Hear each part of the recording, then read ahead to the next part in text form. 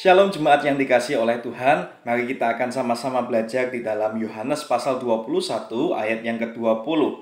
Beginilah firman Tuhan. Ketika Petrus berpaling, ia melihat bahwa murid yang dikasihi Yesus sedang mengikuti mereka, yaitu murid yang pada waktu mereka sedang makan bersama duduk dekat Yesus dan yang berkata, "Tuhan, siapakah dia yang akan menyerahkan Engkau?" Nah, kita lihat bahwa kata-kata atau sebutan murid yang dikasihi oleh Yesus itu cuma ada di dalam kitab Yohanes. Injil yang lainnya, baik itu Matius, Markus, maupun Lukas, itu tidak pernah menuliskan kata-kata murid yang dikasihi. Nah, kita ingin lihat siapa sih murid yang dikasihi ini. Kita akan lihat di ayat yang ke-24. Dialah murid yang memberi kesaksian tentang semuanya ini dan yang telah menuliskannya, dan kita tahu bahwa kesaksiannya itu benar. Jadi kata murid yang dikasihi ini, sebutan ini yaitu merujuk kepada yang menulis kitab Yohanes. Nah, yang menulis kitab Yohanes adalah Rasul Yohanes sendiri.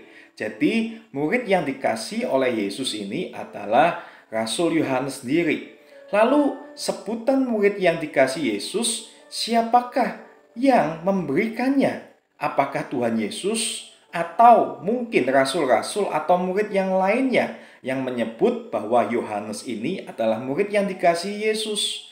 Nah, kalau kita tahu bahwa sebutan ini bukan dari Yesus, karena Yesus tidak pernah mengatakan cuma Yohanes saja yang dikasihi olehnya. Bahkan rasul-rasul atau murid yang lainnya pun tidak pernah di dalam kitab Injil itu mengatakan bahwa cuma Yohanes yang dikasihi. Kita tahu bahwa Tuhan Yesus itu mengasihi semua murid-muridnya. Tuhan Yesus mengasihi semua rasul, bahkan Tuhan Yesus mengasihi setiap kita semua umat manusia.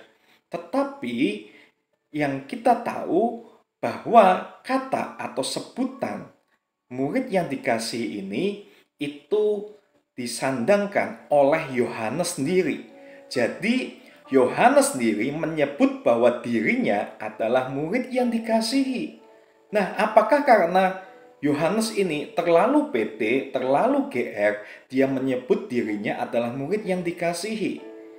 Bapak Ibu Saudara, Yohanes tidak terlalu pede, Yohanes bukannya GR, karena dia tidak menyebutkan murid yang paling dikasihi, tetapi dia menyebutkan murid yang dikasihi. Jadi semua orang dikasihi Tuhan, tapi Yohanes menyebutkan ini oleh karena dia sadar bahwa dia itu memang dikasihi oleh Tuhan. Kita semua dikasihi oleh Tuhan, tapi tidak semua orang itu sadar bahwa dia dikasihi oleh Tuhan. Nah, seseorang yang dikasihi oleh Tuhan, seorang yang sadar dikasihi oleh Tuhan, pasti akan mengalami dampak dalam kehidupannya. Seperti Yohanes, dia sadar bahwa dia dikasihi oleh Tuhan. Hidupnya ada sebuah dampak oleh kesadaran bahwa dia dikasihi oleh Tuhan.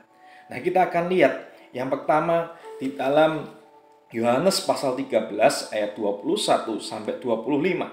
Begini firman Tuhan, setelah Yesus berkata demikian, ia sangat terharu lalu bersaksi, "Aku berkata kepadamu, sesungguhnya seorang di antara kamu akan menyerahkan aku." Murid-murid itu memandang seorang kepada yang lain, mereka ragu-ragu siapakah yang dimaksudkannya. Seorang di antara murid Yesus, yaitu murid yang dikasihinya, bersandar dekat kepadanya di sebelah kanannya. Kepada murid itu Simon Petrus memberi isyarat dan berkata, "Tanyalah siapa yang dimaksudkannya." Murid yang duduk dekat Yesus itu berpaling dan berkata kepadanya, "Tuhan, siapakah itu?" Jadi pada waktu perjamuan malam sebelum Tuhan Yesus diserahkan, Tuhan ngomong akan ada satu orang yang menyerahkan dia. Lalu murid-muridnya di situ tidak berani menanyakannya, tetapi Yohanes itu berani menanyakannya karena Yohanes itu juga dekat dengan Yesus. Nah, kalau Yohanes ini dia sadar dikasihi Tuhan dan dia itu dampaknya yang pertama adalah dia mempunyai kedekatan yang lebih kepada Tuhan. Seseorang yang sadar dikasihi oleh Tuhan, pasti dia akan punya kedekatan yang lebih. Saat seorang sadar bahwa dia dicintai atau dikasihi, dia pasti akan punya keintiman yang lebih dengan orang itu. Maka dari itu Bapak Ibu Saudara, sadarlah bahwa kita semua dikasih oleh Tuhan. Saat kita sadar dikasih oleh Tuhan, kita akan punya keintiman, kedekatan dengan Tuhan lebih lagi. Amin. Dan yang kedua, dampak yang kedua, kalau seseorang itu sadar bahwa dia dikasih oleh Tuhan, kita akan lihat di dalam Yohanes 19 ayat 25 sampai 26. Dan dekat salib Yesus berdiri ibunya dan saudara ibunya, Maria istri Klopas dan Maria Magdalena. Ketika Yesus melihat ibunya dan murid yang dikasihinya di sampingnya, berkatalah ia kepada ibunya, "Ibu, inilah anakmu." Nah, Bapak Ibu Saudara, pada waktu Yesus disalibkan, seseorang yang setia sampai Yesus itu disalibkan, itu selain Maria ibunya dan Maria yang lain, itu adalah murid yang dikasihi, yaitu Yohanes sendiri. Yohanes itu punya kesetiaan lebih karena dia sadar dia dikasihi oleh Tuhan. Saat kita sadar bahwa kita dikasihi oleh Tuhan, pasti kita akan punya kesetiaan yang lebih dalam mengikut Yesus. Kita akan punya kesetiaan yang lebih daripada yang lainnya kalau kita itu sadar bahwa kita dikasihi oleh Tuhan. Kemudian dampak yang ketiga kita lihat di dalam Yohanes pasal 20 ayat 1 sampai 4. Beginilah firman Tuhan, pada hari pertama minggu itu, pagi-pagi benar ketika hari masih gelap, pergilah Maria Magdalena ke kubur itu dan ia melihat bahwa batu telah diambil dari kubur. Ia berlari-lari mendapatkan Simon Petrus dan murid yang lain yang dikasihi Yesus dan berkata kepada mereka, "Tuhan telah diambil orang dari kuburnya dan kami tidak tahu di mana ia diletakkan." Maka berangkatlah Petrus dan murid yang lain itu ke kubur, keduanya berlari bersama-sama, tetapi murid lain itu berlari lebih cepat daripada Petrus sehingga lebih dulu sampai di kubur. Nah, pada waktu ada kejadian bahwa mayat Yesus itu taunya diambil oleh orang, lalu Maria mengatakan kepada Petrus dan murid yang dikasih yaitu Yohanes, mereka sama-sama lari, tetapi pada kenyataannya murid yang lain ini, murid yang dikasih ini yaitu Yohanes, itu berlari lebih cepat dan lebih antusias. Yaitu dia lebih antusias dan sampai ke kubur lebih duluan. Jadi dampak ketiga saat orang sadar dikasih oleh Tuhan, yaitu dia akan punya keantusiasan yang lebih dalam kehidupannya. Saat kita sadar dikasih oleh Tuhan, kita akan lebih antusias beribadah, kita lebih antusias membaca Alkitab, kita akan lebih antusias di dalam doa-doa kita. Jadi, seseorang yang punya kesadaran bahwa dia dikasih oleh Tuhan, hidup kerohaniannya akan punya keantusiasan lebih daripada yang lainnya. Dan yang terakhir, dampak yang terakhir, kita lihat di dalam Yohanes pasal 21 ayat 3 sampai 7. Begini firman Tuhan.